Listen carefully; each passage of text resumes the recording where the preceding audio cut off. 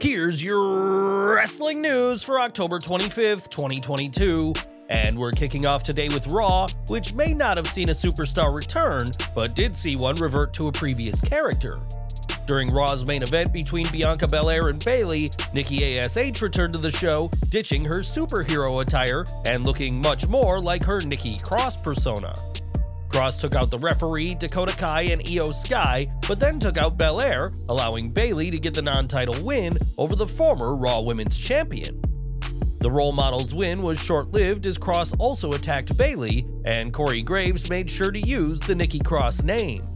Cross had teased ditching her superhero persona in recent weeks, and that's exactly what's happened, and now it's Nikki Cross who has staked her claim to the Raw Women's title. More from Raw as Finn Balor and Karl Anderson will be on opposing sides at Crown Jewel, but the two faced off in singles action last night. It was 2 weeks ago that Gallows and Anderson returned to WWE, but when the Bullet Club alums squared off last night, the match was riddled in controversy. During the match, Dominic Mysterio got on the apron to distract the referee, only to be taken out by AJ Styles, but the Phenomenal One was thrown over the announce table by Damian Priest. Luke Gallows then got involved, kicking Priest in the head, but the 290-pound star was body slammed by Rhea Ripley in an incredible feat of strength.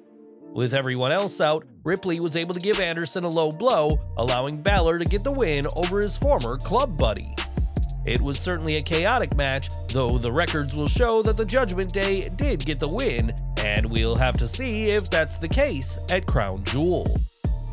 At Extreme Rules 2022, Bray Wyatt returned to WWE 15 months after his controversial release from the company. In his first promo back, Wyatt spoke passionately about the fans, establishing himself as a babyface, and there's now an update on his status. PW Insider reports that not only is Wyatt officially a babyface, but he is the top babyface on Smackdown, according to a recently updated internal listing. Wyatt's return has seen Drew McIntyre demoted to the position of number 2 babyface on the Blue brand, and the report adds that WWE have been absolutely thrilled with Bray's work so far. It was also stated that Wyatt has been WWE's top merchandise seller in recent weeks, and there are plans to roll out more merch, including plushies of the Firefly Funhouse characters. Wyatt's return has proved to be a hit for fans and those in the company, and while it's resulted in Drew McIntyre slipping down the card, expect to see much more of the former Fiend on our screens. In the weeks running up to Bray Wyatt's return, WWE used cryptic videos teasing his arrival, which fans could find by scanning QR codes on Raw or SmackDown. These videos, the creation of new WWE hiring Rob Fee, were immensely popular as fans enjoyed trying to decipher clues to learn about the company's plans.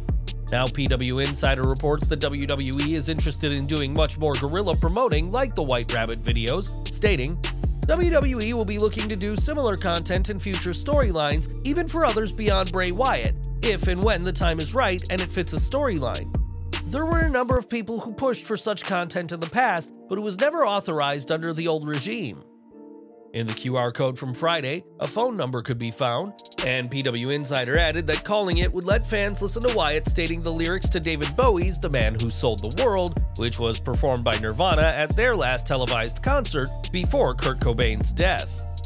So far, Wyatt's return has been nothing but a success, thanks in part to WWE's unique way of promoting him, and expect more of this unique marketing under Triple H's time as head of creative. But what do you make of this idea? Should WWE use more subtle promoting of talent? Let us know in the comments. More from Raw, as despite being Mr. Money in the Bank, Austin Theory hasn't had a great time lately, which many believe is down to Vince McMahon's retirement. Almost immediately after McMahon left WWE, Theory started racking up losses, but that losing streak has come to an end.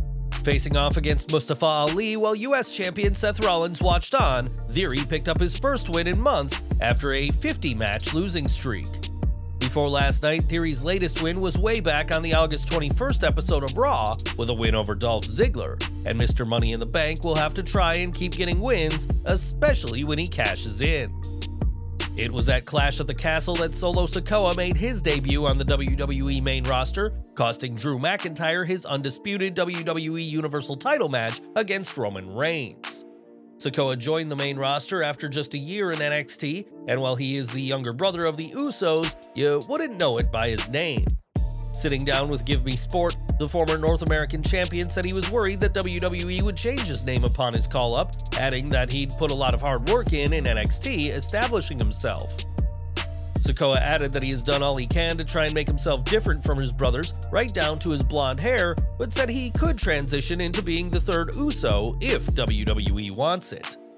It was in May, during After the Bell, that the Usos discussed their younger brother and said that they too want him to do his own thing.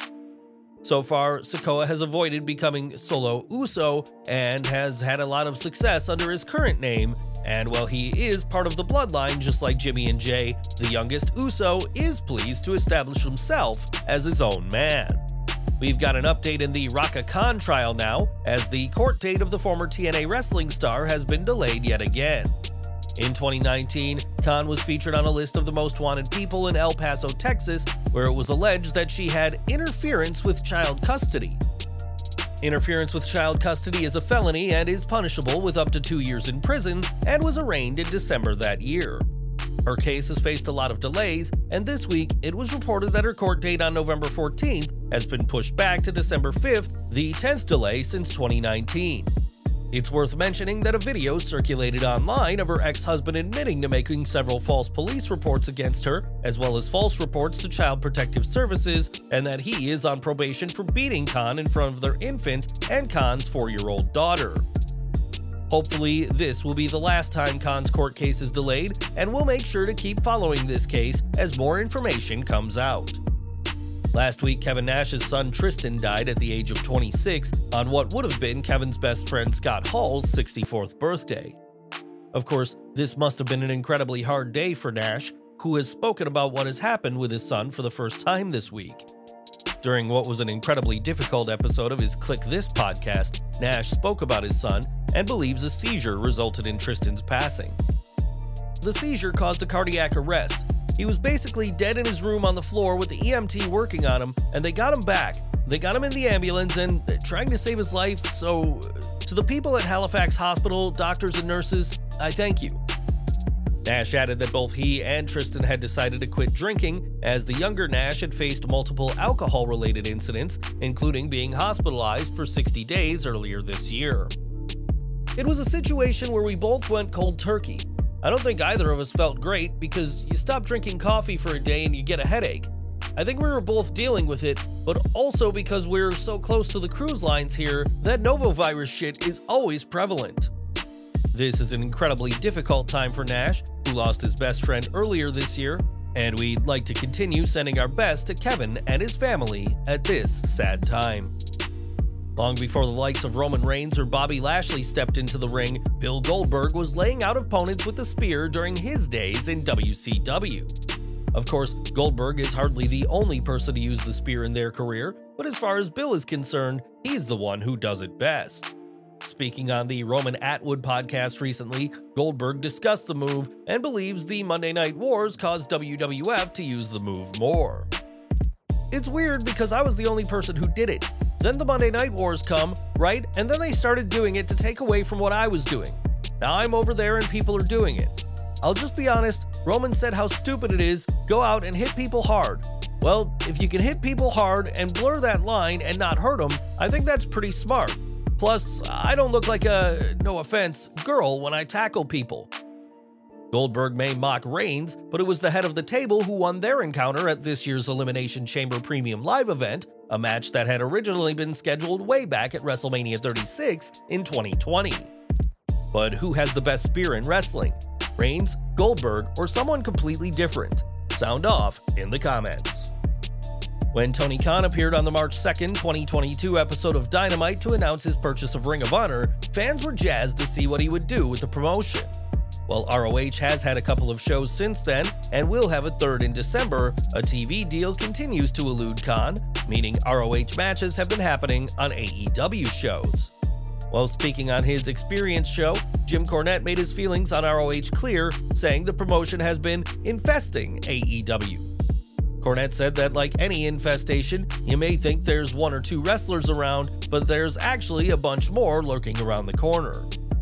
Tony Khan has been promising that a Ring of Honor TV deal is coming soon, and many believe Chris Jericho's recent ROH World title win was done to make the brand more appealing to networks. For the time being, Khan is pleased to feature ROH stars and titles on AEW Dynamite, Rampage, and pay-per-views, no matter what the likes of Cornette think about this infestation. Now, it's been over a month since Tommaso Ciampa was on Raw, where he has been aligned with The Miz since his call-up earlier this year. Ciampa's absence has had fans speculating on where he may be, and we did get an answer during last night's show. On Raw, The Miz spoke about his teammate and even stated that choosing Ciampa may be the reason why Dexter Lumis has been attacking him. Johnny Gargano was quick to explain that when he called Ciampa, he was told that the Blackheart was out with an injury and has been resting at home. There's been no reports other than Gargano's promo stating that Ciampa is injured, but if he is, we wish the former NXT champion a speedy recovery. Gargano would later don a Dexter Lumis disguise, costing The Miz his match with his old Awesome Truth tag partner R-Truth as the A-listers' string of bad luck continues. Now, next week's Raw will fall on December 31st, so it's only fitting that the Beast shows up for this Halloween show. WWE have announced that Brock Lesnar will be on Raw at Dallas's American Airlines Center next week, and we imagine he'll have some sort of collision with Bobby Lashley. Lesnar and Lashley are due to face off at Crown Jewel on November 5th, but if history is any indicator, don't expect either man to wait until Riyadh to get physical. And we're ending with more Raw news as Baron Corbin was on last night's show alongside his new manager JBL. In his first match, Corbin faced off against Johnny Gargano, who had some fun outside the ring. With Corbin down, Gargano decided to borrow JBL's white Stetson and even hit a diving DDT off the commentary table while wearing the hat. While Johnny Bradshaw Gargano may have had some fun, it was Corbin who had the last laugh, as interference by JBL allowed the former King of the Ring to hit the end of days for the win. Since introducing JBL as his manager, Corbin has been undefeated, and after another win this week, the future is looking up for Corbin and Bradshaw. Well guys, that's our news for today. Please share your comments below. Also hit the like button, subscribe to our channel, and hit the bell icon to receive all notifications. And as always, thanks for watching.